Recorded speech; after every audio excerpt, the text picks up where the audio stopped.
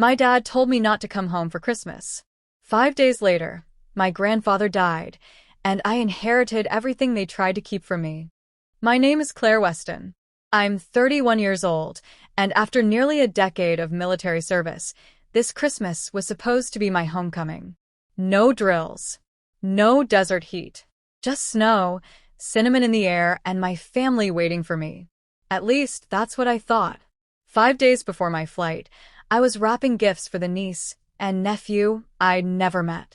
Then my phone buzzed. A message from my father. Christmas is better without you. Better not come. No explanation. No warmth. Just that.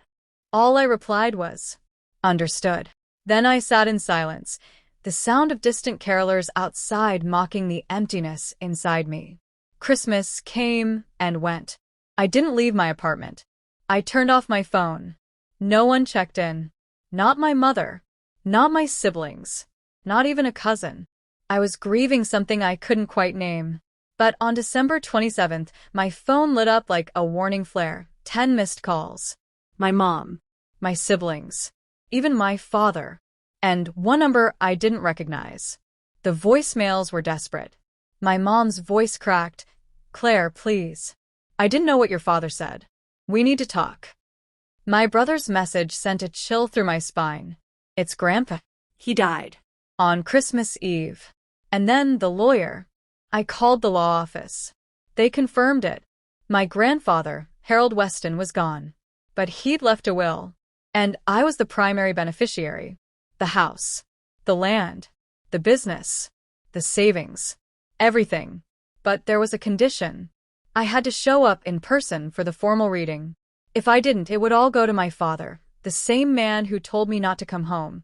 I asked the attorney if Grandpa knew how they treated me. She paused. Then said, that's why he changed the will. 6 months ago. And that's why the reading will be recorded. Grandpa had planned for this. I arrived the night before the reading. Quiet hotel. No family. No calls. No visits to graves or memories. The next morning, I walked into the law office wearing the same boots I wore during my final deployment. I wasn't the prodigal daughter. I was the storm they never saw coming. When the conference room door opened, there they were. My father. My mother. My siblings. All pretending to be stunned. I showed up.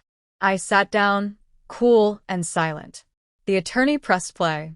My grandfather's voice filled the room. If Claire is here, thank you, kid. I knew you'd come.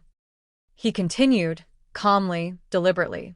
Claire visited me every year, without asking for anything. She came with love. And for that, she gets everything. Dead silence. And then, one last line. If anyone contests this, they lose their share entirely. So think real hard before you do something stupid. Lacey, my sister, snapped first. You barely talked to him. I turned to her.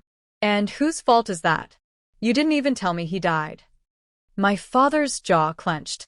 Just because you put on a uniform doesn't make you better than us. I leaned forward. No. But telling your daughter Christmas is better without her?